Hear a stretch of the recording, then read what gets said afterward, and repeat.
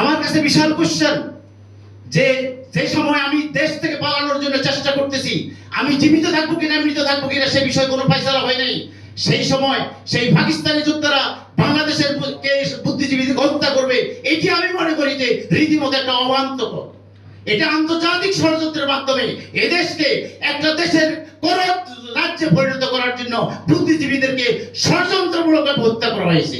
এবং আজ পর্যন্ত যে কথাটা বারবার আসছে যে এই গুমের জন্য আমরা আজ পর্যন্ত জহির রায়হানকে আমরা খুঁজে পাচ্ছি না। যদি জহির রায়হানকে যদি খুঁজে পাওয়া যেত, সত্যিকার ইতিহাস আমরা পেতাম যে ঘটনা কোথায় হয়েছে, কি হয়েছে।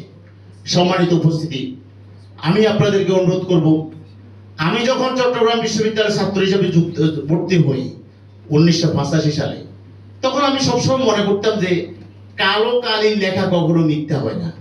আগে আমার এরকম একটা ধারণা ছিল।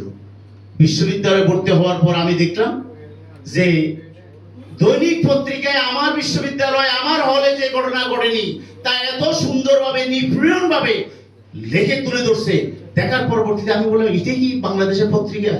এটাই কি কালো লেখা, যেটাকে আমি এত গভীরভাবে শ্রদ্ধা করি, সম্মান করি? বাংলাদেশে আজ পর্যন্ত যতগুলো হত্যাকাণ্ড ঘটছে, যতগুলো ঘটনা ঘটেছে, সত্যিকার ভাবে প্রথম ভাবে আমরা সবাই জানি যে কোন একটা গোষ্ঠীর উপর দায় চাপানো হয়, কোন ব্যক্তির উপর দায় চাপানো হয়। 15 বছর 20 বছর পরে দেখি যে ওই লোক খালাস, আসলে প্রকৃত আসামি আরেকজন।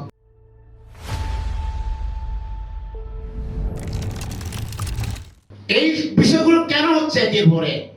এগুলো বেশ কিছু ন্যারেটিভ তৈরি করা হচ্ছে। একটা জাতিকে প্রধানত করার জন্য আন্তর্জাতিক ষড়যন্ত্র চলছে।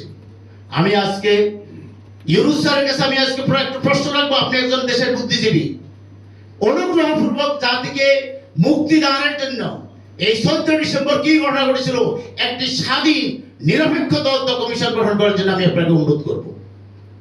আরেকটা কথা আমি বলি, গতকালকে আমি রাত্রে যখন দেখলাম যে টিভিতে টকশো চলতেছে, আমাদের মুক্তিযোদ্ধা আখতারুজ্জামান সাহেব বক্তব্য রাখতেছেন, তাকে যখন প্রশ্ন করা হলো যে আপনি তো বলতেন আগে লক্ষ লক্ষ লোক শাহাদাত বরণ করছে 1971 সালে, এখন আপনি তার বিপরীত রাজনীতিতে যুক্ত হলেন, এটি কেন?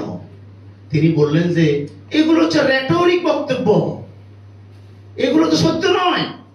আমি আজকে অনুরোধ করবো, রেটরিক বক্তব্য আমরা জাতির সামনে আপনাদের শুনতে চাই না, আমরা রিয়েলিটি চাই।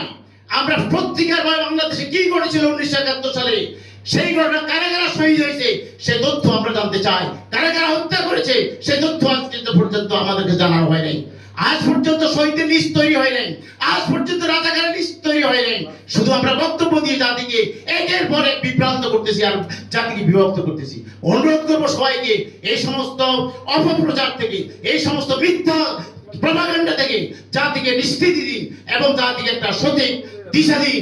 যে সমস্ত শহীদরা জীবন দিয়েছে এদেশকে সত্যিকার ভাবে স্বাধীন সার্বভৌম রাষ্ট্র হিসেবে পরিচালনা করার জন্য, তাদের সেই পথে আমরা জাতি যেতে পারে, সেই এতটুকু আশাবাদ ব্যক্ত করে আমি আমার কথা শেষ করছি।